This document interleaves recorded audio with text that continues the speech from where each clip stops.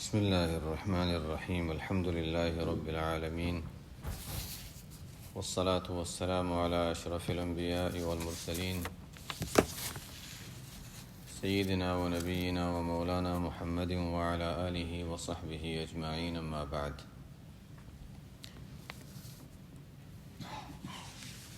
فأعوذ بالله من الشيطان الرجيم. بسم الله الرحمن الرحيم.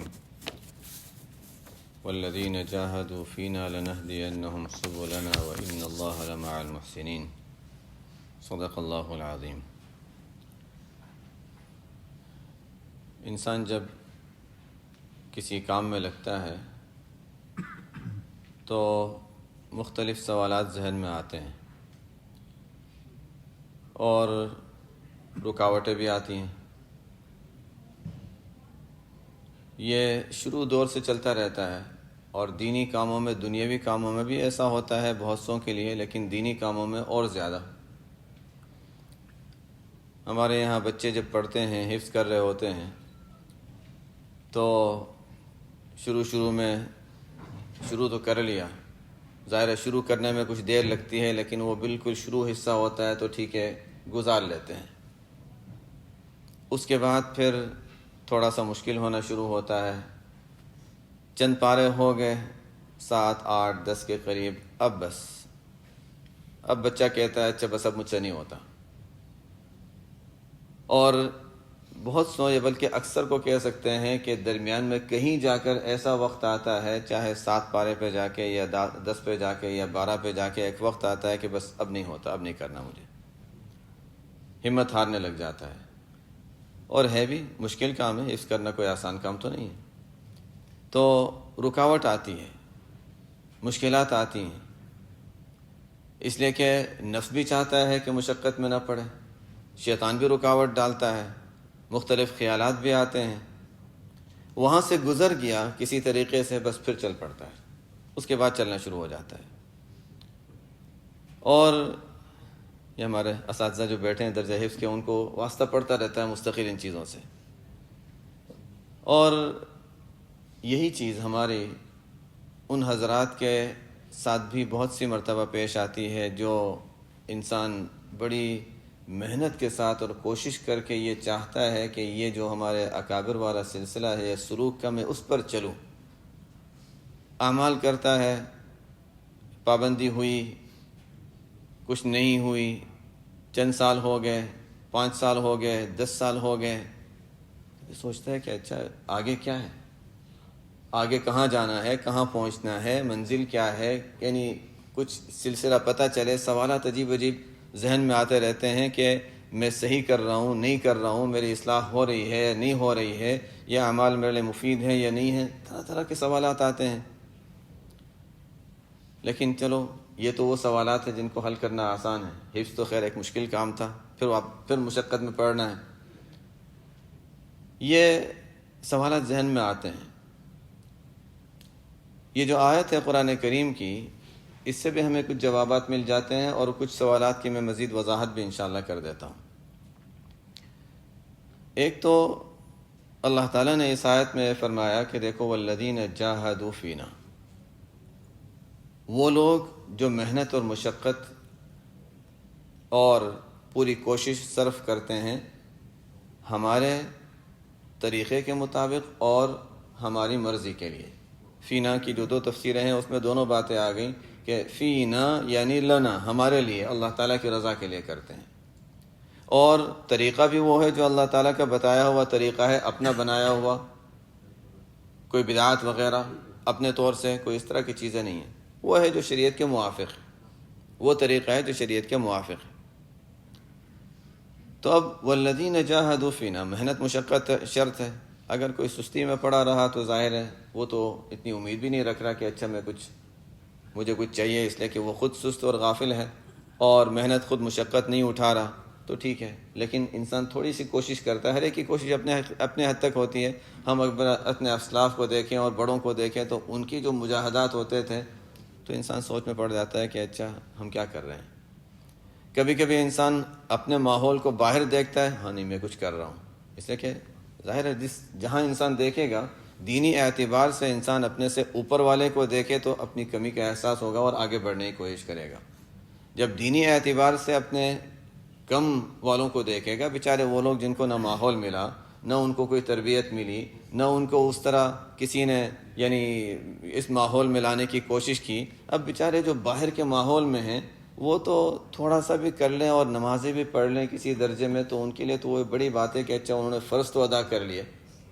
لیکن جن کو اللہ تعالیٰ نے ماحول دیا اور جن کو اللہ تعالیٰ نے مختلف دین پر لگنے کے لیے ذرائع اور اسباب پیدا کیے کہ اچھا دیکھو یہ بھی ہے یہ بھی ہے، پھر بھی انسان پیچھے رہتا ہے، تو ظاہر ہے اس کے لیے اور زیادہ ہے کہ اچھا نہیں تمہیں تو اور لگنا چاہیے تھا. صحابہ کرام رضی اللہ عنہم کے لیے آپ صلی اللہ علیہ وسلم نے فرمایا تھا کہ تم ایسے زمانے میں ہو کہ من ترک منکم عشر ما امر به ہلک، کہ اگر جو تمہیں حکم دیا جا رہا ہے، جو مأمورات ہیں شریعت کے جو احکام ہیں، ان کا 10واں حصہ بھی چھوڑ دو گے تو ہلاکت اور تباہی میں چلے جاؤ گے. لیکن ایک وقت آئے گا، وہ اسی کو میں سمجھانے کے لیے، مقصد حدیث کو سمجھانا نہیں، ایک وقت آئے گا، ایک زمانہ وہ آئے گا کہ اس زمانے کے لوگ اگر من عمل منہم بعشر ما امر به نجا، کہ اس وقت وہ جو مأمورات ہیں جو احکام ہیں اس کے 10ویں حصے پر بھی عمل کر لے گا تو نجات پا جائے گا. تو اب اس زمانے میں 10ویں کو چھوڑ بھی دیا تو ہلاک، اور اس زمانے میں بعد کے زمانے میں 10ویں کو پر عمل بھی کر لیا تو نجات. کیوں؟ اس لیے کہ ان کو وہ ماحول ملے، آپ صلی اللہ علیہ وسلم کی صحبت ملی، وہ حالات تھے، اور ان کو اللہ تعالیٰ نے وہ ہمتیں وہ قوتیں دی تھیں. بعد میں وہ کمزوری آ گئی، آپ صلی اللہ علیہ وسلم کے زمانے سے دوری آ گئی، تو ظاہر ہے اس کی وجہ سے فرق آیا. اور واقعی تقابل دیکھیں تو صحابہ کا ہمارا ایمان عمل کسی چیز میں دیکھیں کہاں پر کیا مقابلہ ہے. اللہ تعالیٰ کا احسان ہے کہ اچھا عشر پر بھی 10ویں حصے پر بھی ہمارے لیے نجات کا حکم دیا گیا ہے. تو بہرحال آیت یہ کہتی ہے کہ دیکھو محنت اور مشقت تو شرط ہے، کچھ نہ کچھ تو محنت اپنے درجے میں انسان کو کرنی ہے. جب انسان محنت اور مشقت کرتا ہے تو اس میں یہ بھی دیکھنا ہے کہ کہیں کوئی غلط کام تو نہیں کر رہا، کسی کے حقوق تو ضائع نہیں کر رہا. ایسا تو نہیں ہے کہ اچھا میں ایک کام کر رہا ہوں، اچھا اس کی وجہ سے کسی کو تکلیف دے رہا ہوں، جو میرے حقوق میرے ذمہ اللہ تعالیٰ نے رکھے ہیں ان کو میں ضائع کر رہا ہوں. یہ بھی دیکھنا ہوگا کہ اچھا کہیں اس میں کوتاہی نہ ہو جائے، حقوق میں انسان کوتاہی نہ کر لے، شریعت کو چھوڑ کر شریعت کی خلاف ورزی کر کے انسان کوئی فضیلت حاصل کرے، ظاہر ہے وہ طریقہ سے نہیں ہوگا. تو شریعت کے موافق ہو. اور پھر یہ ہے کہ اللہ تعالیٰ کی رضا مقصد ہے، اخلاصی مقصد ہے، اور کچھ بھی نہیں ہے. جب یہ چیز ہوگی، حدیث میں آپ صلی اللہ علیہ وسلم کا ارشاد ہے کہ الناس معادن کمعادن الذهب والفضہ، کہ لوگوں کی مثال، انسانوں کی مثال ایسی ہے جیسے زمین میں کانیں ہوتی ہیں سونے اور چاندی کی. زمین ہے اور مٹی ہے، اس کے اندر کیا ہے ہمیں تو کچھ پتہ نہیں، لیکن اوپر تو مٹی ہے، اس کی کوئی قیمت نہیں ہے. لیکن یہ معلوم ہے کہ اس کے اندر اگر کھودیں گے تو اندر سے کہیں نہ کہیں کوئی خزانہ نکلے گا. اب انسان کو پتہ ہو کہ وہاں خزانہ ہے، کسی نے بتایا تھا کہ یہاں پر خزانہ ہے اور دفن یہاں یعنی مدفون خزانہ یا پہلے سے اللہ تعالیٰ کے پیدا کیا ہوا خزانہ ہے، اور یہاں اگر اس میں محنت کریں گے تو زمین سے نکلے گا، پتہ ہونے سے کچھ نہیں ہوگا. اب ہمیں پتہ ہے، اس لیے کہ آپ صلی اللہ علیہ وسلم نے فرما دیا، تو ہم سب کو یہ معلوم ہے کہ ہم سب کے اللہ تعالیٰ کی یہاں اللہ تعالیٰ نے ہمیں بڑی صلاحیتیں دی ہیں اور ہم بہت قیمتی بن سکتے ہیں. لیکن ہیں یا نہیں ہیں اس کا تعلق محنت اور مجاہدے پر ہوگا. جیسے زمین، آپ صلی اللہ علیہ وسلم نے فرمایا کہ وہ زمینیں جہاں زمین کے اندر سونا یا چاندی ہے، ظاہر ہے وہ بہت قیمتی ہے، لیکن کسی کے بیک یارڈ میں ہے، اس کو پتہ ہے کہ وہ زمین وہاں اندر خزانہ ہے، پتہ ہونے سے کچھ نہیں ہوگا. ٹھیک ہے، پھر دیکھا جائے گا، اس کے جانے کا وقت آ گیا، چلا گیا، ختم، اس کو کچھ نہیں ملا اس سے. اسی طرح انسان، آپ صلی اللہ علیہ وسلم کے ارشاد کے موافق انسان کے اندر بہت قیمت ہے. ہاں اتنا ہے کہ بعضوں کی صلاحیت زیادہ ہوتی ہے تو وہ سونے کے درجے کے ہوتے ہیں، بعضوں کی صلاحیت کچھ کم ہوتی ہے چاندی کے درجے کے، لیکن مٹی نہیں ہے. جیسے زمین انسان اگر کچھ نہ کرے تو وہ تو مٹی ہے، اس کی کوئی قیمت نہیں ہے، بلکہ اس سے بھی کم درجے کا اولئک کالانعام بل هم اضل، وہ تو چوپایوں سے بھی، جانوروں سے بھی گزرا ہو گیا کہ اللہ تعالیٰ نے عقل دی، سمجھ دی، پھر بھی آگے نہیں بڑھا. لیکن زمین اگر ہے اور اس میں انسان نے محنت نہیں کی تو وہ اس کی کوئی قیمت نہیں. اسی طرح انسان اگر اپنے آپ پر محنت نہ کرے تو اس کی کوئی قیمت نہیں ہے. تو بنیادی چیز محنت ہے۔ اب محنت کے لحاظ سے جیسے زمین ہے، اس میں سے کھود لیا، اندر سے سونا نکال لیا، لیکن اس کو دیکھ کر بھی کوئی کہے گا اچھا اس میں تو مٹی لگی ہوئی ہے، پتہ نہیں کتنی ویلیو ہوگی، اس پر مزید پھر محنت کرنی پڑتی ہے۔ مزید محنت کی، اس کے بعد پھر اس کی بعد میں جا کر اس کی صفائی ہوتی ہے، بہت کچھ ہوتا ہے، تب جا کر اس کی اصل قیمت ظاہر ہوتی ہے۔ اور یہی سلسلہ ہے کہ انسان شروع سے محنت کرتا رہتا ہے۔ اِنَّكَ كَادِحٌ إِلَىٰ رَبِّكَ كَدْحًا فَمُلَاقِيهِ یا ایھا الانسان اِنَّكَ كَادِحٌ إِلَىٰ رَبِّكَ كَدْحًا فَمُلَاقِيهِ، اے انسان تو محنت اور مشقت اٹھاتا ہی رہے گا، اور یہی تیری زندگی ہے۔ لَقَدْ خَلَقْنَا الْإِنسَانَ فی کبد، کہ انسان کو اللہ تعالیٰ نے مشقت ہی میں پیدا کیا، تو مشقت اٹھانے ہی کے لیے۔ اب دنیا کے لیے کریں تو دنیا کمائے گا، صبح سے لے کر کام پر جا رہے ہیں، رات کو واپس آ رہے ہیں، اور کتنے ہیں جن کے یعنی پورا دن کام پہ ہیں، فیملی کے ساتھ وقت ہی نہیں ہے، بچوں کے ساتھ وقت ہی نہیں مل رہا، لیکن بہرحال ایک ذمہ داری ہے، کمانا ہے تو وہ کما رہے ہیں، تو ٹھیک ہے، یعنی ایک ذمہ داری سمجھ کر۔ تو یہ بھی اللہ تعالیٰ فرماتے ہیں کہ دیکھو محنت اور مشقت تو دنیا دار بھی اٹھاتے ہیں، دیندار بھی اٹھاتے ہیں، بس اتنا ہے کہ سوچ کس طرف جاری ہے، رخ کس طرف ہے۔ اگر دین کی طرف ہے تو اچھا ٹھیک ہے، یہ دین میں کام آ جائے گا، یہی چیزیں ہیں جو دین کے لیے، انسان کے لیے مفید بن جائیں گی۔ تو اِنَّكَ كَادِحٌ، مشقت تو اٹھانی ہے۔ اب آگے موت تک دیکھا جائے گا کہ مشقت اٹھانے کے بعد موت کے وقت یہ دیکھا جائے گا کہ مشقت دین کے لیے تھی یا دنیا کے لیے تھی۔ دنیا کے لیے تھی تو دنیا ختم ہو گئی، اب آگے کچھ بھی نہیں ہے۔ دنیا آخرت کے لیے تھی تو ہاں پھر ٹھیک ہے، پھر آگے کام آنے والی چیزیں ہیں۔ الناس معادن کمعادن الذهب والفضة، تو لوگوں کی مثال ایسی ہے جیسے سونے چاندی، زمین کے اندر جو سونا چاندی ہوتا ہے دفن کیا ہوا اور یا اللہ تعالیٰ کا پیدا کیا ہوا، اس پر محنت کی جاتی ہے، کھودا جاتا ہے، اندر سے نکالا جاتا ہے، نکالنے کے بعد پھر اس پر محنت کی جاتی ہے، اس کو آگ میں گرم کیا جاتا ہے، مختلف طریقوں سے صاف کیا جاتا ہے، تب جا کر اس کی قیمت ظاہر ہوتی ہے۔ لیکن وہ تو ایک مثال ہے کہ قیمت ظاہر ہوئی، یہی بات کہ انسان محنت کر رہا ہے کتنی کرنی چاہیے، اور کتنا انسان ابھی تک جو کر رہا ہے وہ فائدہ مند ہے یا مزید مجھے ضرورت ہے، یہ ایک سوال ہے جو ذہن میں آتا ہے۔ اور ظاہر ہے کہ زمین جب انسان کھود رہا ہے تو اچھا میں صحیح جگہ کھود رہا ہوں، کہیں غلط جگہ تو نہیں ہو گئی ہے۔ اپنے بارے میں انسان کو ہوتا ہے کہ اچھا میں محنت کر رہا ہوں، صحیح طریقے سے کر رہا ہوں، کچھ غلط تو نہیں ہو رہا ہے۔ یہ سوالات وہی جو زمین کی مثال ہے، ہمارے ساتھ بھی وہی باتیں پیش آتی رہتی ہیں۔ اصل یہ ہے کہ انسان اپنے یہ جو چلنے کا جو راستہ ہے جس کو سلوک کہا جاتا ہے، اس میں انسان کے لیے بڑی چیز یہ ہوتی ہے جس کو حضرت تھانوی رحمۃ اللہ علیہ فرماتے ہیں تین چیزیں ہیں: اطلاع، اتباع اور انقیاد۔ تین اصولی باتیں۔ اطلاع ہے کہ انسان جو اعمال کر رہا ہے اس کی اطلاع کرے کہ اچھا میں یہ کر رہا ہوں، یہ میں کر رہا ہوں۔ اب وہ جب بتا دیا، اس کے مطابق اگر کہا گیا کہ اچھا ٹھیک ہے یہ صحیح ہے، جیسے کر رہے ہو اسی طرح کرتے رہو، اس کو جاری رکھو، تو ٹھیک ہے، اس کے مطابق عمل انسان کرتا رہے، اتباع۔ اب اس کے بعد اس پر پابند رہے، اس کا مطلب ہے کہ ابھی راستے پر لگ گیا، انسان راستے پر لگ گیا اور چل رہا ہے، چاہے اس کے لیے تلاوت کا، تسبیحات کا، الحزب الاعظم کا، اور اس کے علاوہ اذکار کا، جو بھی اس کی ترتیب ہے، ایک نظام ہے، اس نظام کے مطابق انسان نے طے کر لیا کہ اچھا مجھے اس راستے پر چلنا ہے، یہ راستہ ہے جس پہ انسان چل رہا ہے۔ اب چلتا رہے، لیکن کہاں تک؟ ظاہر ہے کہ یہاں آپ صلی اللہ علیہ اللہ تعالیٰ کا جو ارشاد ہے کہ والذین جاہدوا فینا لنہدینہم کے بعد پھر آگے کیا ہے؟ اللہ تعالیٰ وعدہ تو فرما رہے ہیں کہ ہم ان کو پہنچا دیں گے، کہاں پہنچائیں گے؟ فرماتے ہیں پہنچائیں گے، راستوں پر ہی پہنچائیں گے۔ دنیا میں منزل جو ہے وہ یہی ہے کہ انسان صحیح راستے پر لگا رہے۔ یہی سب سے بڑا جو سوال ہوتا ہے کہ اچھا منزل کیا ہے؟ منزل یہی ہے کہ انسان صحیح راستے پر لگا رہے۔ اگر غلط راستے پر چلا گیا پھر نکل کر پھر آ جائے، پھر سیدھے راستے پر لگا رہے۔ گناہ ہو گیا، گناہ سے نکلے، توبہ کرے، پھر سیدھے راستے پر آ جائے۔ انسان ہائی وے پر جاتا ہے سیدھا، کبھی کسی وجہ سے اس کا ٹائر فلیٹ ہو گیا، کچھ ہو گیا تو اچھا سائڈ پہ ٹھہر گیا یا سائڈ پہ ایگزٹ لے لی، کچھ ہو گیا، پھر ٹھیک ہے، پھر واپس آ گیا۔ اسی طرح انسان، جسے کہ قرآن میں بھی یہ کہا کہ صراط مستقیم کہا گیا نا، سیدھا راستہ۔ آپ صلی اللہ علیہ وسلم نے بھی فرمایا کہ دیکھو، مثال دے کر فرمایا کہ دیکھو، نشان لگایا فرمایا دیکھو سیدھا راستہ ہے. اور قرآن کریم کی آیت ہادہ سبیلی ادعو الی اللہ علی بصیرۃ انا ومن اتبعنی ولا تتبعوا السبل. سبیل اور سبل جو قرآن کریم میں بتایا گیا ہے کہ ایک راستہ ہے اور الگ الگ راستے ہیں، آپ صلی اللہ علیہ وسلم نے اس کو ایک نشان لگایا کہ دیکھو یہ سیدھا راستہ ہے. اس کے ساتھ لکیر کھینچی، دیکھو یہاں ایک راستہ نکلتا ہے.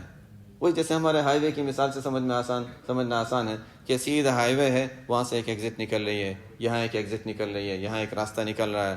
تو آپ صلی اللہ علیہ وسلم نے فرمایا سیدھا راستہ جو ہے وہ دین کا، اس پر چلتے رہو، ادھر ادھر توجہ نہ کرو کہ اچھا یہ بھی اچھی چیز ہے، اچھا میں ذرا یہاں بھی چلا جاؤں، اچھا یہ بھی دیکھ لوں، وہ بھی کر لوں، وہ بھی کر لوں. نہیں، بس سیدھا جو راستہ متعین ہے اس راستے پر چلتے رہو. منزل کیا ہوگی؟ دنیا میں تو انسان دیکھتا ہے اچھا ٹھیک ہے مجھے یہاں پہنچنا ہے، یہاں پہنچنا ہے. دنیا میں اعمال صالحہ کی منزل یہی ہے کہ اچھا انسان ان راستوں پر چلتا رہے. بہت سی مرتبہ انسان کو منزل سمجھنے میں مشکل ہوتی ہے. ہمارے حضرت گنگوہی رحمۃ اللہ علیہ کا میں نے بتایا تھا کہ حضرت گنگوہی رحمۃ اللہ علیہ کے پاس ایک شخص نے عرض کیا کہ حضرت میں ذکر کرتا ہوں اور ایک عرصے سے ذکر کر رہا ہوں لیکن فائدہ نہیں ہوتا، وہی جو فائدہ نہیں ہوتا. حضرت گنگوہی رحمۃ اللہ علیہ نے فرمایا کہ فائدے سے کیا مراد ہے؟ فائدے سے تم کیا سمجھتے ہو؟ ایک مرتبہ فرمایا کہ دیکھو اگر قیامت کے دن تمہیں اس پر اجر و ثواب نہیں ملے گا تو میرا گریبان پکڑ لینا. فرمایا کہ یہی تو ہے کہ اللہ تعالیٰ نے تمہیں کام میں لگا رکھا ہے، یہی تو فائدہ ہے. اور ہم نے پڑھا تھا شیخ ابن عطا اللہ اسکندری رحمۃ اللہ علیہ کے ملفوظات میں کہ اللہ تعالیٰ کا بندے پر سب سے بڑا احسان یہی ہے کہ انسان کو اللہ تعالیٰ اپنی عبادت کے قابل سمجھے اور عبادت میں لگائے رکھے. تو اگر صحیح راستے پر لگا دیا اللہ تعالیٰ نے اور اس راستے پر انسان چل رہا ہے تو بس اس سے بڑھ کر اور کوئی چیز نہیں ہے. الاستقامۃ فوق الف کرامہ. انسان دین پر، اعمال صالحہ پر جم جائے، ثابت قدمی سے جمع رہے، 1000 کرامتوں سے بڑھ کر ہے، 1000 کرامتوں سے بڑھ کر ہے. تو یہی اصل چیز ہے کہ انسان صحیح راستے پر لگا رہے، غلطیوں سے اپنے آپ کو نکالتا رہے. کہیں اپنی زندگی میں انسان خود پہچان سکتا ہے کہ کہاں مجھ سے غلطی ہوتی ہے، کہاں نہیں ہوتی ہے، اس کو دیکھے اور سمجھنے کی کوشش کرے. دوسروں کے حالات دیکھ لے، دوسروں کی اچھائیاں دیکھے، اچھا یہ اچھائی میرے اندر نہیں ہے، اچھا میں اس کو اختیار کر لوں. کسی کی غلطی دیکھے، اچھا دیکھو اس کی، اچھا مجھے یہ غلطی نہیں کرنی. دوسروں کی چیزوں کو دیکھ کر اپنے لیے سبق حاصل کرے کہ دوسروں میں یہ اچھائی ہے، اچھا میں یہ بھی کر لیتا ہوں. کسی میں یہ چیز بری ہے، مجھے بری لگی، وہ جانے اس کا معاملہ ہے، لیکن اچھا یہ چیز اچھی نہیں لگتی، اچھا میں اس کو اختیار نہیں کرتا. تو دوسروں کو دیکھ کر السعید من وعظ بغیرہ، دوسروں کی زندگی کو دیکھتا رہے اور چلتا رہے. بس یہ چلتے رہنا جو ہے یہی انسان کے لیے بس منزل ہے، کہ جس کو شاعر نے کہا ہے کہ عبث ہے جستجو بحر محبت کے کنارے کی. بحر محبت، یہ محبت کا جو سمندر ہے اس کا کنارہ تو کوئی کنارہ ہی نہیں ہے، چلتا رہے چلتا رہے چلتا رہے. خود آپ صلی اللہ علیہ وسلم بھی ہر نماز کی ہر رکعت میں اہدنا الصراط المستقیم مانگتے تھے. اہدنا الصراط المستقیم یہ کیا ہے؟ بس وہ ترقیات، اس کی کوئی انتہا نہیں ہے. تو یہ تو محبت کے جو دریا ہے اس میں تو انسان چلتا ہی رہے چلتا رہے، اس کی کوئی حد اور لمٹ نہیں ہے. عبث ہے جستجو بحر محبت کے کنارے کی، بس اس میں ڈوب ہی جانا ہے، اے دل پار ہو جانا ہے. اس میں تو انسان چلا جائے، بس چلتا رہے اسی میں رہے، بس یہی کامیابی ہے. تو اس کو حضرت مفتقی عثمانی صاحب فرماتے ہیں کہ بسا لینا کسی کو دل میں دل ہی کا کلیجہ ہے. ان کی بھی بڑی عجیب باتیں ہوتی ہیں. بسا لینا کسی کو دل میں دل ہی کا کلیجہ ہے، پہاڑوں کو تو بس آسان ہے جل کر طور ہو جانا. موسیٰ علیہ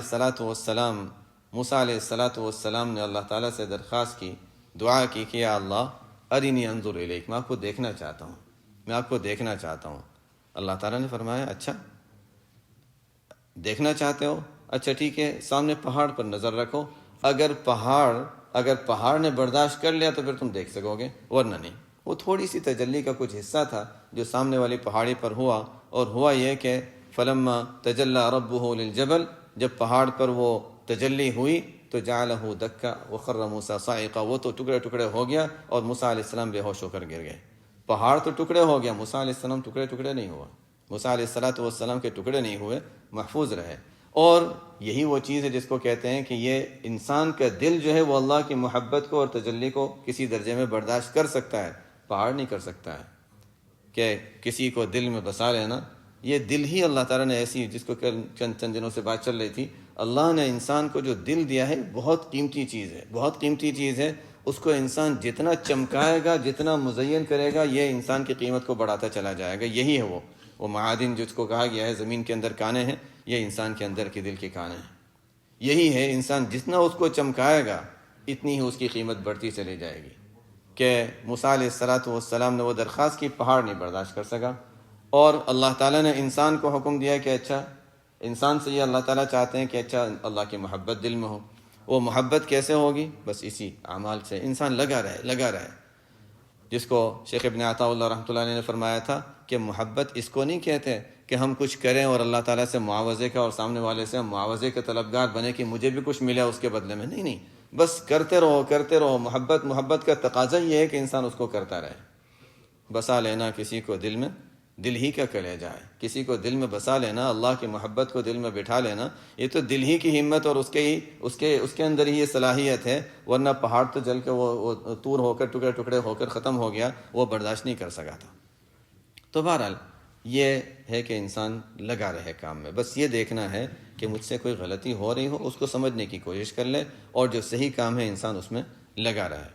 کبھی کیا ہوتا ہے، یہ سوالات چونکہ ذہن میں آتے ہیں، کبھی ایسا ہوتا ہے کہ یہ سوالات میں کل میں نے واقعہ سنایا تھا، وہ شیخ رکن الدین والا، کہ ان کو کشف ہو گیا تھا کہ ذہن میں کیا سوالات ہیں۔ میں اس بنیاد پر نہیں کر رہا ہوں، تو وہ سب لوگوں نے سوالات پوچھے ہیں اس بنیاد پر، جیسے کہ وہ نقل پر مجھے ایک واقعہ یاد آیا۔ ہمارے مفتی محمود حسن گنگوئی رحمۃ اللہ علیہ ایک واقعہ سناتے تھے، فرماتے تھے کہ ایک شخص تھا، جیسے کل وہ چند دن پہلے وہ بلیوں والا واقعہ تھا، اسی طرح حضرت مفتی محمود صاحب رحمۃ اللہ علیہ ایک واقعہ سنایا کرتے تھے کہ ایک شخص تھا جس نے اپنے کام کرنے والوں کو بہت زیادہ ٹرین کیا ہوا تھا اور سکھایا ہوا تھا۔ تو وہ کبھی کبھی ہوتا ہے نا، جب کسی کو کوئی مہارت ہوتی ہے کسی چیز میں، تو دوسروں کے سامنے ظاہر بھی کرتے ہیں کہ اچھا دیکھو یہ چیز مجھے حاصل ہے۔ مہمانوں کو بلایا، اور قصدن سے بات ہے، مہمانوں کو بلایا، دعوت ہوئی، مہمانوں کو بلایا، اچھا یہ فلانی چیز تو رہ گئی، فلانی چیز نہیں آئی۔ کئی مہمان بیٹھے ہوئے ہیں سب کے سامنے، اچھا وہ تو میں لینا ہی بھول گیا۔ اپنے کام کرنے خادم سے کہا کہ جاؤ وہ فلانی چیز خرید کر لے آؤ۔ اب کہتے ہیں دیکھو، اب وہ لینے تو جا رہا ہے، دیکھو میں یہاں بیٹھے بیٹھے بتا سکتا ہوں کہ اچھا دیکھو ابھی اس نے دیکھو ابھی جوتے پہنے ہیں، نظر کمرے میں بیٹھے ہوئے لوگ، دیکھو اس نے ابھی جوتے پہنے ہیں۔ اچھا وہ بلڈنگ کے نیچے پہنچا ہے، اب وہ فلانی جگہ پہنچا ہے، اس دکان پہ گیا، اچھا وہاں نہیں ملا، دوسری دکان پر گیا ہے، اچھا سودا ہو گیا ہے، اب وہ یہاں پہنچا ہے، اب یہ اوپر آیا ہے، اب دروازے پہ آیا، اتنے میں دروازے پہ آ گیا۔ لوگوں نے دیکھا، واہ بہت کمال کیا آپ نے، تو کہ آپ نے پورا واقعہ تفصیل سے بتایا، اور بالکل جب آپ نے کہا دروازے پہ پہنچا، وہ دروازے پہ پہنچا۔ لوگوں کو بڑا عجیب لگا کہ اچھا یہ تو بڑی اچھی بات ہے۔ ان میں سے کسی اور کو شوق ہوا نقل اتارنے کا، یہ کہتے ہیں کسی کی نقل اتارنے کے لیے انسان کو کچھ چاہیے، ایسے ہی خامخواہ نقل اتار لیں۔ تو کسی کو شوق ہوا کہ میں بھی نقل اتاروں، یہ تو بڑی مہارت والی چیز تھی۔ اس نے پھر مہمانوں کو بلایا، اور ایسے ہی ہوا کہ اچھا میں فلانی چیز تو بھول گیا، چلو ٹھیک ہے، خادم سے کہا جاؤ وہ لے کر آؤ۔ اب یہ کہہ رہا ہے دیکھو یہ ابھی یہاں گیا ہے، ابھی یہ فلانی جگہ پہنچا ہے، ابھی فلانی جگہ پہنچا ہے، اور اب بس دیکھو اب دروازے پہ آیا، جا کر دیکھا تو وہیں دروازے پہ تھا۔ کیا ہوا؟ میں ابھی تک چپل ڈھونڈ رہا ہوں، ابھی تک گیا ہی نہیں ہوں میں۔ تو یہ تو ابھی تک گیا ہی نہیں تھا، اور وہ لے کر بھی آ گیا تھا۔ تو نقل اتارنے کا تو ایسا ہی ہوتا ہے کہ انسان جب تک نقل اتارنے صحیح نہ آتی ہو تب تک نقل نہ اتارے۔ تو خیر، ہمارے چونکہ مختلف حضرات نے مختلف سوالات کیے ہیں، اور ظاہر ہے کہ یہ سوالات لوگوں کے ذہنوں میں آتے ہیں اس بنیاد پر کہ بعضوں کو یہ ہوتا ہے کہ اچھا یہ وہی ہے کہ اصل کیا طریقہ ہے، تو وہ میں نے بتا دیا کہ اچھا انسان جو اعمال متعین ہیں، جو کام متعین، انشاءاللہ معمولات کا پرچہ بھی کسی کی درخواست تھی کہ وہ اس کو بھی ہم ایک مرتبہ مذاکرہ کر لیں، تو انشاءاللہ کسی دن اس کا بھی، یا کل انشاءاللہ کر لیں گے۔ جو عام طور سے حضرت رحمۃ اللہ علیہ کے معمولات کا پرچہ دیا جاتا تھا، بس یہ ہے کہ جو پہلے سے جانتے ہیں ان کے لیے ایک نئے سرے سے ایک نئی باتیں سامنے آ جائیں گی کہ اچھا وہ دوبارہ تازہ ہو جائے گا، اور جنہوں نے پہلے نہیں سنا ہے تو ان کے لیے بھی کہ اچھا کیا چیزیں ہیں جو بتائی جاتی ہیں اب چاہے وہ کوئی بیعت ہو یا نہ ہو، بہرحال وہ اعمال تو انسان کو کرنے کے ہوتے ہیں کہ اچھا یہ راستہ ہے جس پر انسان کو چلنا ہے، تو اس میں بہت سی چیزیں جو انسان اپنے لیے متعین کر سکتا ہے۔ تو ایک تو یہ کہ انسان اس راستے پر چلتا رہے، جو کرنے کے کام ہیں وہ کرتا رہے، اور جو بچنے کے کام ہیں وہ بچتا رہے، بس یہ چیز ہے، انسان اس راستے پر چلتا رہے گا۔ بہت سی مرتبہ ایسا ہوتا ہے کہ انسان شروع میں جب کسی کام میں لگتا ہے تو احساس اس کا زیادہ ہوتا ہے کہ اچھا نہیں، دیکھو مزہ بھی آ رہا ہے۔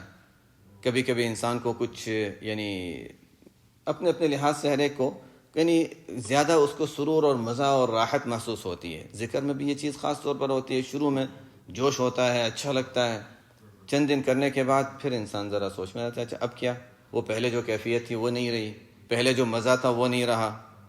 ہمارے ایک ساتھی تھے پڑھنے کے دور میں، وہ کہا کرتے تھے کہ میں شروع میں جب نماز پڑھتا تھا تو مجھے ایسا محسوس ہوتا تھا کہ کعبہ میرے سامنے ہے، ایسا محسوس ہوتا ہے کہ کعبہ میرے سامنے، اب وہ کیفیت نہیں رہی۔ تو ایسا ہوتا ہے کبھی کسی کے ساتھ کہ شروع میں کوئی چیز ہوتی ہے، بہت اچھی معلوم ہوتی ہے، بعد میں وہ چیز نہیں رہتی۔ اس کو مثال دیا کرتے ہیں کہ جس طرح پلین جب اڑتا ہے، جب شروع میں اڑنے کا وقت آتا ہے تو بہت تیز ہوتا ہے، حرکت بھی زیادہ ہوتی ہے، سب کو کہا جاتا ہے سیٹ بیلٹ باندھ لو، اور سیٹ بیلٹ باندھ کے رکھواتے ہیں، اور جب تک کہ وہ شروع کے مراحل سے گزر نہیں جاتا ہے اس وقت تک تو یہ حرکت بہت زیادہ ہوتی ہے۔ اوپر چلا گیا اب بس، اب ٹھہر گیا، اب سیٹ بیلٹ بھی کھول سکتے ہیں، لوگ چلنا پھرنا بھی کر لیتے ہیں، اب کوئی پابندی نہیں ہے۔ تو بس فرماتے ہیں کہ اسی طرح ہے کہ شروع میں چونکہ ابھی نیا نیا ہے تو احساس زیادہ ہے، بس احساس زیادہ ہے، راستہ تو وہی ہے، اوپر جانے کے بعد پلین کی اسپیڈ بھی بڑھ جاتی ہے لیکن احساس کم ہوتا ہے۔ اسی طرح انسان جب کسی نئے راستے پر یا نیکی کے راستے پر لگتا ہے تو شروع میں احساس زیادہ ہوتا ہے، اور ظاہر ہے کہ ایک کپڑا ہے جس پہ گند جمع ہوا ہے، گند ہے، اس کو صرف پانی میں ڈال کے بھی نکالیں گے تو گند نکلے گا، اس میں سے صابن ڈالیں گے تو اور گند نکلے گا، لیکن ایک مرتبہ صاف ہو گیا، اب اس کو دھوئے جا رہے ہیں، اس تو ظاہر ہے کہ اس میں سے کوئی گند نکلتا ہوا نظر نہیں آئے گا۔ دلوں کا بھی معاملہ ایسا ہی ہے کہ جب اعمال صالحہ کیے شروع میں تو ظاہر ہے کہ جب میل تھا اور اس کے مقابلے میں انسان ذرا سا اس کو گند کو جب صاف کر رہا ہے تو شروع میں احساس زیادہ ہوگا۔ کالے پر جب سفید رنگ ہوتا ہے تو نظر زیادہ آتا ہے، سفید پہ سفید کریں گے تو نظر نہیں آتا، لیکن نورانیت اس کی بڑھتی چلی جائے گی، بس یہی حال ہے۔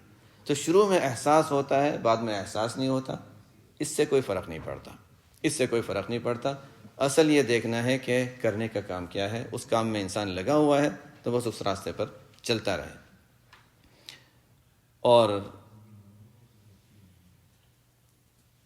کبھی کبھی انسان کے لیے چلتے چلتے چونکہ شیطان تو حملہ کرتا رہتا ہے، تو کبھی ایسا ہوتا ہے کہ مختلف قسم کی رکاوٹوں میں سے ایک رکاوٹ آتی ہے کہ کسی بڑے کے بارے میں کوئی اشکال، کوئی اعتراض ذہن میں آ جاتا ہے۔ یہ بہت عجیب چیز ہے، چونکہ آج کل فتنوں کا دور ہے اور طرح طرح کی چیزیں ادھر ادھر سے، انسان کبھی انٹرنیٹ پہ کچھ سن لیا، کبھی ادھر سے، یا کبھی کوئی چیز سامنے آ گئی، تو یہ چیزیں جو ہیں کبھی انسان اپنے مطالعے کی بنیاد پر تحقیق، یہ تحقیق بھی بہت بڑا فتنہ ہو جاتا ہے جب علم کے ساتھ خشیت نہ ہو، اس میں انسان پختہ نہ ہو، تو یہ تحقیق بھی انسان کے لیے فتنے کا ذریعہ بن جاتی ہے۔ تو اس لیے یہ بھی دیکھنا ہے کہ اچھا کہیں کوئی اعتراض، کوئی اشکال، بڑوں سے کوئی دوری، اگر یہ چیز آنے لگ گئی تو بس انسان اب راستے پر رکنا شروع ہو جاتا ہے، اب انسان کی ترقیات رک جاتی ہیں۔ اور تو کبھی کبھی انسان اپنے آپ کو یہ سمجھتا ہے کہ اچھا اب مجھے جو جہاں جس راستے پر چلنا تھا اب میں صحیح ہو گیا ہوں، تو انسان وہاں سے ترقی کرنا، اب آگے بڑھنے کی جب ہمت انسان نے چھوڑ دی تو آگے بڑھنا چھوٹ جاتا ہے، یا رک جاتا ہے، نیچے اترنا شروع ہو جاتا ہے۔ یا کبھی کسی بڑوں کے بارے میں حضرت رحمۃ اللہ علیہ کا مستقل اسی وجہ سے حضرت نے کتاب جو لکھی تھی اولیاء اللہ کی اہانت کا وبال، کہ یہ چیز جو ہے بڑی خطرناک ہے۔ اور پہلے تو تعلیم میں چونکہ اوقات زیادہ ہوتے تھے تو تعلیم میں پوری کتاب سنائی جاتی تھی، اولیاء اللہ کی اہانت کا وبال، اس میں پورے واقعات ہیں شروع دور سے کہ اچھا فلانے نے یہ کیا، صحابہ کے ساتھ ہوا، ان کے اہانت کرنے والوں کا کیا وبال ہوا، تابعین کے دور میں، اس کے بعد ہمارے اکابر مشائخ کے واقعات کہ کسی نے یہ کیا، ان کے ساتھ یہ ہوا۔ ہمیشہ نہیں ہوتا، ہمیشہ نہیں ہوتا، ہمیشہ دنیا میں، اس لیے کہ آپ صلی اللہ علیہ وسلم ہی کے واقعات دیکھ لیں کہ اہل مکہ نے کتنی ایذائیں پہنچائیں، لیکن ایسا نہیں کہ فوراً سزا آ گئی، تو ہمیشہ ہر مرتبہ ایسا ہو۔ لیکن انبیاء علیہ السلام کا معاملہ ویسے بھی الگ ہوتا ہے کہ اللہ تعالیٰ ان کی دعاؤں کی برکت سے، ان کے چونکہ انہی کی امت ہے، جیسے کوئی والد ہے، اس کی اولاد نافرمان ہو تو وہ خود اپنی اولاد کے بارے میں ہلاکت کی دعا نہیں کیا کرتا، بلکہ ان کی ہدایت کی دعا کیا کرتا کہ نہیں ان کو ہدایت ہو جائے، کسی طریقے سے وہ صحیح راستے پر آ جائیں، ظاہر ہے دعا ہی کرتا ہے۔ تو انبیاء علیہ والسلام کی بھی شان ایسی ہوتی ہے کہ ہم اپنی امت کے حق میں وہ دعا ہی کیا کرتے ہیں، اور ان کی دعا ہی کی برکت سے اللہ تعالیٰ ان نافرمانوں کو اور ایذائیں پہنچانے والوں کو بھی اللہ تعالیٰ ذرا ان کا بھی خیال رکھ لیتے ہیں۔ احد کا موقع ہے، آپ صلی اللہ علیہ وسلم کو زخمی کیا گیا، اور صحابہ انتظار میں ہے کہ بس اب ایک بد دعا کر دیں تو یہ سامنے والے تباہ ہو جائیں، ہمیں فتح ہو جائے اور ان کو یہ لوگ مغلوب ہو جائیں، اور انتظار میں ہے کہ اچھا اب اس زخمی حالت میں آپ صلی اللہ علیہ وسلم کیا فرماتے ہیں؟ تو حضور صلی اللہ علیہ وسلم فرماتے ہیں اللہم اغفر لقومی فإنہم لا یعلمون، اے اللہ میری قوم کی مغفرت فرما دے، اس لیے کہ وہ جانتے نہیں ہیں۔ اگر وہ جانتے کہ میں نبی ہوں، اگر وہ جانتے کہ میں ان کی خیر خواہی کر رہا ہوں، مجھے کچھ نہیں مل رہا ہے، تو پھر وہ میری بات مان لیتے، وہ جانتے نہیں، ان کی مغفرت کر دے۔ تو انبیاء کی شان مختلف ہوتی ہے، لیکن اولیاء اللہ کا معاملہ وہ بھی اسی طرح، لیکن اولیاء کے معاملے میں اللہ تعالیٰ کے واقعات، اس لیے کہ نبی کے تو معجزات ہیں، ولی پھر لوگ دیکھتے ہیں اچھا ٹھیک ہے یہ ولی بھی ہے یا نہیں ہے، اس میں بھی شک، کہ ولایت میں بھی شک کرنے لگ جاتے ہیں۔ تو عام طور پر اولیاء اللہ کے ساتھ معاملہ یہ ہوتا ہے کہ ان کے مخالفین، ان کے دشمنوں، تکلیف پہنچانے والوں کے ساتھ اللہ تعالیٰ کا معاملہ ایسا ہوتا ہے کہ دنیا میں بہت جلد نظر آ جاتا ہے اس کا انجام۔ عام طور پر ایسا ہوتا ہے، ہمیشہ نہیں، عام طور پر ایسا ہوتا ہے کہ انجام نظر آ جاتا ہے۔ عجیب عجیب واقعات ہیں۔ تو خیر، حضرت کعب بن مالک رضی اللہ عنہ کا جو واقعہ ہے، وہاں پر جس میں واقعہ تو ہم نے اس کا تذکرہ ہوا تھا کہ کعب بن مالک رضی اللہ عنہ اور باقی جو صحابہ تھے جو غزوہ تبوک سے پیچھے رہ گئے تھے، اور اس زمانے میں وہ فرماتے ہیں کہ میں جب مسجد جاتا تھا، آپ صلی اللہ علیہ وسلم کو سلام کرتا تھا، تو میں آپ صلی اللہ علیہ وسلم کے ہونٹوں کو دیکھا کرتا تھا کہ سلام کا جواب دینے کے لیے ہونٹ ہلے ہیں یا نہیں ہلے ہیں، اور میں دیکھتا تھا کہ ہاں ہونٹ ہلتے تھے، تو مجھے تسلی ہوتی تھی کہ جواب دیا ہے، لیکن چونکہ اللہ تعالیٰ کا حکم ہے کہ ابھی بات نہیں کرنی، تو آپ صلی اللہ علیہ وسلم میری طرف نظر نہیں فرماتے تھے۔ پھر جب میں مجلس میں بھی جا کر بیٹھ جاتا تھا، بات کرنے سے منع کیا تھا، مجھے آنے سے تو منع نہیں کیا تھا، ایسا تعلق تھا کہ وہ چھوڑ نہیں سکتے تھے، اور ظاہر ہے یہ اس کو کہا جاتا ہے کہ تعلق کی پختگی، کہ سخت سے سخت مشکلات میں بھی نہیں، تعلق نہیں چھوڑنا ہے۔ اسی کو یہاں پر اس واقعے کے ضمن میں ہمارے مشائخ گنگوئی رحمۃ اللہ علیہ نے فرمایا ہے کہ مرید کی طرف سے اگر تعلق قوی ہے، میں مفہوم بتا رہا ہوں، مرید کی طرف سے اگر تعلق قوی ہے تو شیخ کی ناراضگی اتنی زیادہ مضر نہیں ہوتی ہے، اس سے کہ شیخ کی ناراضگی تو تربیت کے لیے بھی ہوگی، آپ صلی اللہ علیہ وسلم کی طرف سے ناراضگی جو تھی وہ تو تربیت کے لیے بھی تھی، لیکن وہاں سے اگر وہ ناراض ہو جاتے تو معاملہ ختم تھا پھر۔ تو فرماتے ہیں کہ مرید کا شیخ سے ناراض ہونا یا دل میں کسی طرح کا اعتراض اور تنقید، وہ اس کے لیے تباہی ہے، لیکن شیخ کی ناراضگی تباہی نہیں ہے، وہ تو اس کو تو معافی مانگ لی، معاملہ ختم ہو گیا، لیکن یہاں دل گندہ ہو گیا تو اچھا پھر وہ اعتراض جو ہے اس کو ہٹانے میں دیر لگتی ہے اور اس کا بڑا نقصان ہوتا ہے۔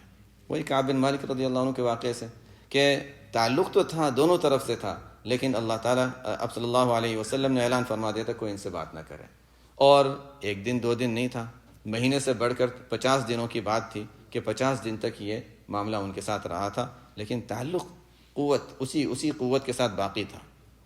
ہمارے تھانوی رحمۃ اللہ علیہ کے یہاں تو اس کی بڑی سخت پکڑ ہوا کرتی تھی اس پر کہ کسی نے تھوڑی بھی بے اصولی کر لی سخت ڈانٹ پڑ گئی، لیکن خود حضرت رحمۃ اللہ علیہ کا، تھانوی رحمۃ اللہ علیہ کا جو مزاج تھا وہ کیا تھا، آیا کوئی شخص بے اصولی کی، اصول لکھے ہوئے ہیں کہ یہ اصول ہے، اس کے مطابق کرنا ہے، اصول لکھے ہوئے ہیں، کسی نے بے اصولی کی، نکال دیا، جاؤ یہاں سے۔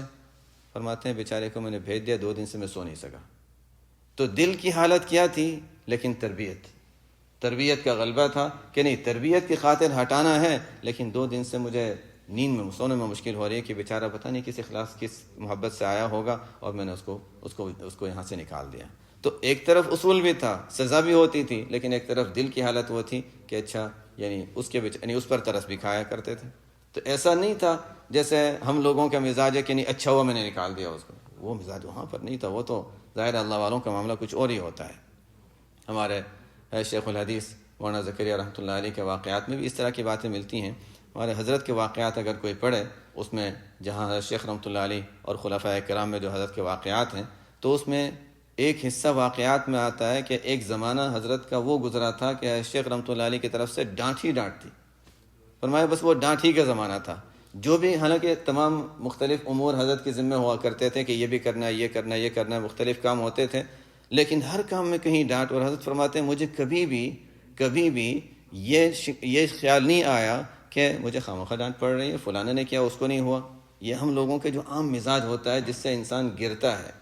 تو یہ تھا کہ اچھا نہیں، یہ نہیں تھا کہ اچھا اس کو کچھ نہیں کہا، اس نے اس طرح کیا تھا، اس کو کچھ نہیں کہا، مجھے کیوں ڈانٹ پڑ رہی ہے، اچھا میں اتنا کر رہا ہوں اور مجھے زیادہ ڈانٹ پڑ رہی ہے. فرماتے ہیں ہمیشہ مجھے اپنی غلطی کا احساس ہوا اور میں اس پر رویا بھی کرتا تھا. پھر ایک عرصے تک خدام نے دیکھا کہ اب بہت ڈانٹ پڑ رہی ہے، ہر بات پہ ڈانٹ پڑ رہی ہے، خدمت بھی کر رہے ہیں اور ڈانٹ بھی پڑ رہی ہے. خدام نے سفارش کی حضرت اب بہت ہو گیا. بعضوں نے جو قریب کے ہوتے ہیں سفارش بھی کی، لیکن حضرت شیخ رحمۃ اللہ علیہ کا ایک نظام تھا. اس نظام سے حالانکہ اجازت پہلے مل چکی تھی، لیکن اس کے بعد اب تربیت ہو رہی ہے. ہمارے یہاں تک عجیب حضرت کے تو واقعات جنہوں نے پڑھے ہیں وہ تو جانتے ہیں. اب بدر میں قیام تھا. حضرت شیخ رحمۃ اللہ علیہ کی محبت تھی کہ اچھا مجھے جانا ہے وہاں پر، ہر ہفتے وہاں جانا ہے، چھٹی ہوئی جمعہ کے دن تو جانا ہے. اب جائیں تو اس کے لیے وہاں مشکلات تھیں کہ اچھا وہ کوئی ٹرک والا گزر رہا ہوگا، کبھی گزرے گا، راستے بھی اتنے وہ پہلے زمانے کی طرح نہیں تھے، وہ اس زمانے کی طرح نہیں تھے. تو اب کوئی گزر رہا ہے، کسی نے بٹھایا نہیں بٹھایا، 1-2 گھنٹے دھوپ میں انتظار کیا، سواری مل گئی تو ٹھیک ہے، نہیں ملی تو پھر دوبارہ گھر آ گئے کہ اچھا ٹھیک ہے اب سواری نہیں ملی. حضرت شیخ رحمۃ اللہ علیہ سے اجازت مانگی کہ گاڑی لے لوں تو ایک سہولت ہو جائے گی، گاڑی میں بیٹھا اور آ گیا.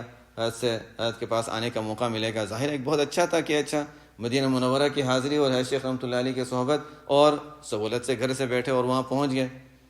حضرت شیخ رحمۃ اللہ علیہ نے منع فرمایا کہ نہیں، اگر یہ شوق ہے کہ ہاں میں ڈاکٹر ہوں اور ڈاکٹر صاحب گاڑی چلا رہے ہیں، اگر یہ خیال ہے تو پھر لے لیجئے.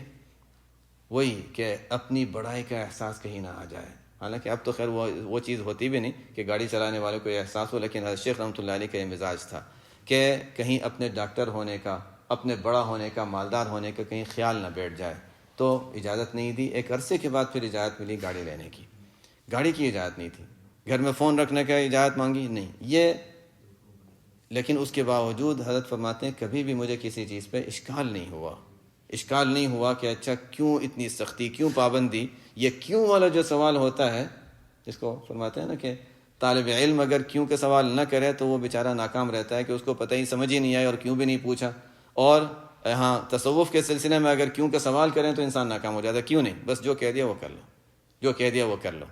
ہاں کوئی چیز انسان سمجھنا چاہے تو سمجھ لے، لیکن یہ اعتراض، یہ چیز انسان کے لیے بہت بڑی یعنی رکاوٹ بن جاتی ہے.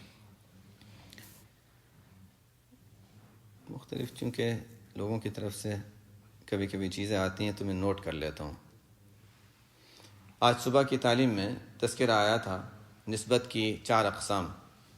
ہمارے حضرت رحمۃ اللہ علیہ نے اجازت دی تھی، ایک صاحب جو سن ہی رہے ہیں ان میں سے کسی کو اجازت دی تھی، اور جب اجازت ان کو دی تو ایک خط لکھا تھا جس میں کچھ نصیحتیں کی تھیں. میں وہ خط سنانا چاہ رہا ہوں. یہ خط جو ہے اور بھی حضرات کو دیا تھا، مختلف لوگوں کو. اور اس میں یہ جو حضرت رحمۃ اللہ علیہ کے بعض خطوط وہ ہیں جس میں خاص نصیحتیں ملتی ہیں.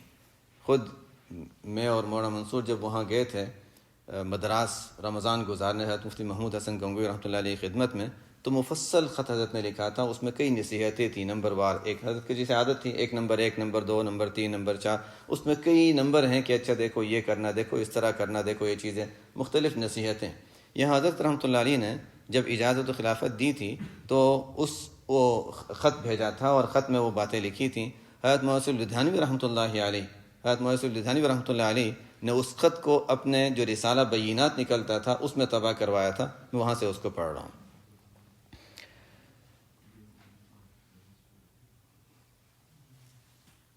بسم اللہ الرحمن الرحیم. الحمد للہ وسلام علی عبادہ الذین اصطفیٰ. حضرت اقدس شیخ الحدیث مولانا محمد زکریا مہاجر مدنی قدس سرہ کے خادم و خلیفہ مجاز اور راقم الحروف، یعنی حضرت یوسف لدھیانوی شہید رحمۃ اللہ علیہ، اور راقم الحروف کے مخدوم جناب ڈاکٹر محمد اسماعیل محمد مدنی زیدہ لطفہ نے، میرے ایک دوست جن کو میں نے بغرض اصلاح و تربیت ان کے سپرد کیا تھا، میری اور اپنی جانب سے بیعت کی اجازت و خلافت عطا فرمائی. اس موقع پر ڈاکٹر صاحب نے انہیں 10 ہدایات پر مشتمل ایک مکتوب لکھا۔ ان صاحب کا چونکہ راقم الحروف سے بھی تعلق تھا، اس لیے انہوں نے وہ مکتوب مجھے بھی ارسال فرما دیا۔ ڈاکٹر صاحب کا مکتوب دیکھ کر بے حد مسرت ہوئی، جی چاہا کہ تمام سالکین طریقت اس خط میں مندرج ہدایات کو حرز جان بنائیں، اور خاص طور پر وہ حضرات کہ جن کو میں نے توکلاً علی اللہ اجازت و خلافت دی ہے، وہ ان ہدایات کو ہر وقت مستحضر رکھیں۔ اس لیے افادہ عام کے لیے حضرت ڈاکٹر صاحب کا مکتوب گرامی، جو در حقیقت ہے شیخ الحدیث قدس روح کی تعلیمات کا عکس ہے، قارئین کی خدمت میں پیش کیا جاتا ہے۔ یہاں سے اب آگے خط شروع ہو رہا ہے حضرت کا۔ عنایت فرمایا ملحاج، نام میں نے بھی حذف کر دیا کہ شاید وہ بھی سننا نہیں چاہتے ہوں گے کہ کن کے نام کا خط ہے، لیکن جو جانتے ہیں وہ جانتے ہیں کہ کون ہے۔ عنایت فرمایا ملحاج مد فیوضہم، السلام علیکم ورحمۃ اللہ وبرکاتہ۔ عرصہ سے حضرت مولانا محمد یوسف لدھیانوی صاحب کو آپ کے ساتھ حسن ظن ہے۔ ان کے حسن ظن کی بنا پر ان کے تعمیل حکم میں توکل علی اللہ آپ کو ان کی طرف سے اور اپنی طرف سے بھی بیعت کی اجازت دیتا ہوں۔ کوئی طالب علم، کوئی طالب بیعت کی درخواست کرے تو اسے بیعت کر لیا کریں۔ آپ نے اکابر کا سلوک و احسان وغیرہ کتب میں شیخ قدس سرہ کا یہ مضمون پڑھا ہے کہ نسبت کا حصول تو آسان ہے، مگر اس کا تحفظ، بقا اور ترقی مشکل ہے۔ وہی نسبت کا حصول جس کو ہم نے صبح پڑھا تھا کہ نسبت کی 4 قسمیں ہیں۔ کبھی تو ہوتا ہے کہ انسان ذکر و اذکار اعمال میں لگا ہوا ہے، نیک ماحول ہے، تو اس کا عکس، اس کا جیسے انسان کا دل جو ہے نا وہ آئینے کی طرح ہے، اس پر عکس پڑتا ہے، اس کا اثر ہوتا ہے۔ اور کبھی انسان یہ سمجھتا ہے کہ ہاں یہ جو ہے یہ مجھے اپنے اعمال کے جو اعمال صالحہ میں کر رہا ہوں اللہ کی توفیق سے، تو الحمدللہ اس کا اثر ظاہر ہو رہا ہے۔ تو اثر ٹھیک ہے اعمال صالحہ کا ہوگا، لیکن زیادہ اثر ہوتا ہے عکس جو پڑتا ہے، جس کو نسبت انعکاسی کہتے ہیں، کہ دوسروں کے ماحول کا بھی، نیک ماحول کا اور دوسروں کے اچھائیوں کا عکس انسان پر پڑتا ہے، انسان اس کو اپنا سمجھنے لگ جاتا ہے کہ ہاں میرے اعمال سے ہو رہا ہے، اور ٹھیک ہے کبھی ایسا بھی ہوتا ہے، تو نسبت انعکاسی کہلاتی ہے۔ بہرحال فرماتے ہیں کہ نسبت کا حصول تو آسان ہے، مگر اس کا تحفظ، بقا اور ترقی مشکل ہے۔ اس کی بہت فکر اور اہتمام رکھیں۔ بہت سے احباب اجازت پر مطمئن ہو کر بجائے ترقی کے جمود یا تنزلی کی طرف جانے لگتے ہیں۔ اجازت جب مل جاتی ہے تو سمجھتے ہیں منزل پہنچ گئی، تو وہی منزل کی بات چل رہی تھی کہ منزل کیا؟ منزل اجازت نہیں ہے۔ اجازت تو کبھی ہو جاتا ہے ماحول کے اثر سے، ایک کا دل صاف ہو گیا، اچھا چلو ٹھیک ہے اجازت دے دیں، اس امید میں کہ آگے وہ چلتا رہے گا، اس امید میں کہ آگے وہ چلتا رہے گا۔ کبھی ابھی تک اس جگہ پر پہنچا بھی نہیں ہے۔ کبھی ایسا ہوتا ہے کہ اچھا اجازت دے دی جاتی ہے کہ اچھا اجازت کی لاج رکھ لے گا، پتہ نہیں اجازت کی لاج رکھ لے گا کہ اچھا اجازت ہے تو ایک اللہ تعالیٰ نے ایک یہ چیز دی ہے تو اچھا اب اس کا خیال رکھنا پڑے گا۔ جیسے انسان باہر جاتا ہے اور بہت سے لوگوں کا ہوتا ہے، نوجوانوں میں خاص طور پہ، کہ اگر ان کو کہیں کہ اچھا ٹھیک ہے یہ امامہ وغیرہ ٹوپی اچھی طرح پہن کر جاؤ، تو ذرا شرافت کے ساتھ رہتے ہیں کہ نہیں ان کپڑوں کی لاج رکھ لیں ہم، اور اگر ان کو دوسرا لباس میں گئے تو پھر شرارت وغیرہ کرتے ہیں۔ تو کہتے ہیں لباس کا بھی اثر ہوتا ہے۔ تو اسی طرح مشائخ کے یہاں جب اجازت دی جاتی ہے تو ظاہر انسان سوچے گا کہ اتنا بڑا ایک میرے لیے ایک اعزاز مجھے ملا ہے، اللہ تعالیٰ نے ایک نسبت دی ہوئی ہے، تو اب میں غلط حرکت نہیں کر سکتا، اب میں کوئی بری چیز نہیں کر سکتا، اس کی لاج رکھ لیتا ہے۔ تو کبھی اس لیے بھی ملتی ہے، اس لیے نہیں کہ انسان میں کوئی کمال ہے، ہاں کمال کی امید ہے کہ اچھا شاید یہ آگے بڑھتا رہے گا۔ شاید اس کو ایک مثال سے میں سمجھا دوں کہ ہمارے یہاں بچے ہوتے ہیں کبھی کھانا نہیں کھاتے، ان کو کہتے تھے کہ چاکلیٹ رکھی ہوئی ہے، کھانا کھا لو تو چاکلیٹ ملے گی۔ تو اب کبھی ایسا ہوتا ہے کھانا ختم ہونے والا ہے یا آدھے بیچ میں پہنچے ہیں، اچھا چلو ٹھیک ہے چاکلیٹ لے لو، لیکن کھانا ختم کر لینا۔ اب اگر وہ بچے چاکلیٹ لے کر کھانا چھوڑ دیں، ظاہر ہے کھانا نہیں کھایا، جو مقصد تھا وہ حاصل نہیں ہوا۔ مشائخ کے ساتھ بھی اس طرح ہوتا ہے کبھی کہ اچھا دیکھو وہ چل رہا ہے، اور ان کو کہتے ہیں دیکھو چلتے رہنا، ابھی خلافت اور اجازت لے لو، چلتے رہنا۔ وہ کہتے ہیں اچھا یہ تو مل گیا اب کیوں چلے، تو رک جاتے ہیں۔ تو ان بچوں کی طرح جو کھانا آدھے بیچ میں چھوڑ کے اچھا چاکلیٹ لے کے بھاگ جاتے ہیں، تو ظاہر ہے وہ کامیاب نہیں ہوتے۔ بس اسی طرح تو فرماتے ہیں کہ بہت سے احباب اجازت پر مطمئن ہو کر بجائے ترقی کے، یعنی بجائے اس کے کہ آگے بڑھیں اور ترقی کریں۔ حضرت گنگوئی رحمۃ اللہ علیہ کو تو 7ویں دن خلافت مل گئی تھی، فرمایا تھا اب ترقی کرنا تمہارے ذمہ ہے، جو مجھے دینا تھا دے دیا، اس کے بعد ترقی کرنا آگے بڑھنا تمہارے ذمہ ہے۔ تو اجازت پر مطمئن ہو کر، اب میں حضرت کے خط سے ہی پڑھ لیتا ہوں، سننے والوں کو ہوگا کہاں سے بات چل رہی ہے۔ تو بہت سے احباب اجازت پر مطمئن ہو کر بجائے ترقی کے جمود کے معنی اسی جگہ رکے رہنا، اور یا تنزلی نیچے اترنے لگ جانا، عجب کی وجہ سے یا کسی اور وجہ سے نیچے اترنے لگ جاتے ہیں۔ تو بجائے ترقی کے جمود یا تنزلی کی طرف جانے لگتے ہیں، لہذا مندرجہ ذیل امور کا خاص طور سے اہتمام کریں۔ نمبر 1، ذکر و مراقبہ اساس یعنی بنیاد کا درجہ رکھتے ہیں، ان کی بہت اہتمام سے پابندی کریں۔ نمبر 2، صحبت شیخ یا اس کا بدل خط و کتابت سے تعلق رکھنا بھی ضروری ہے، ہر ماہ کم از کم 2 خط ضرور لکھتے رہیں۔ نمبر 3، جس طرح شراب کو احادیث میں ام الخبائث فرمایا گیا ہے، اسی طرح ٹی وی، وی سی آر، اس زمانے میں یہ چیزیں عام رائج تھیں، اب تو دوسری شکلیں آ گئیں اس کی، T V, we C are above المنکرات کا درجہ رکھتے ہیں، ان سے بالکلیہ اجتناب کریں، ان کی برائی بہت سے لوگوں کی سمجھ میں نہیں آتی، سمجھ میں آئے یا نہ آئے ان سے اجتناب ضروری ہے۔ نمبر 4، روزانہ کم از کم 2 گھنٹے تنہائی اور خلوت کے لیے فارغ کریں اور اس میں اپنے معمولات پورے کریں، اس وقت میں دوسری طرف متوجہ نہ ہوں، حتیٰ کہ ٹیلی فون پر بھی جواب نہ دیں۔ اب اس وقت لکھ رہے ہیں جبکہ ٹیلی فون کوئی عام چیز نہیں تھی کہ سیل فون جیب میں ہو، کہ حتیٰ کہ ٹیلی فون پر بھی جواب نہ دیں۔ معمولات کی پابندی ترقی کا زینہ ہے، نسبت کی بقا اور ترقی کے لیے معمولات کی پابندی نہایت ضروری ہے۔ نسبت کو باقی رکھنے کے لیے اور آگے بڑھنے دونوں کے لیے معمولات کی پابندی نہایت ضروری ہے۔ نمبر 5، ارشاد الملوک، اکمال الشیم، مکاتب رشیدیہ اور تربیت السالک کا مطالعہ بہت اہتمام سے کرتے رہیں، نیز دوسرے ذاکرین جو کہ ذکر کرتے ہیں انہیں بھی اول الذکر 2 کتابوں کے مطالعے کی ترغیب دیتے رہیں۔ نمبر 6، اتباع سنت کا بہت زیادہ اہتمام کریں، اخلاق میں، عادات میں، عبادات میں، ہر چیز میں حضور اقدس صلی اللہ علیہ وسلم کی زیادہ سے زیادہ اتباع کی کوشش کریں۔ اس کے لیے خصائل نبوی، شرح شمائل ترمذی کا بار بار مطالعہ بہت مفید ہے۔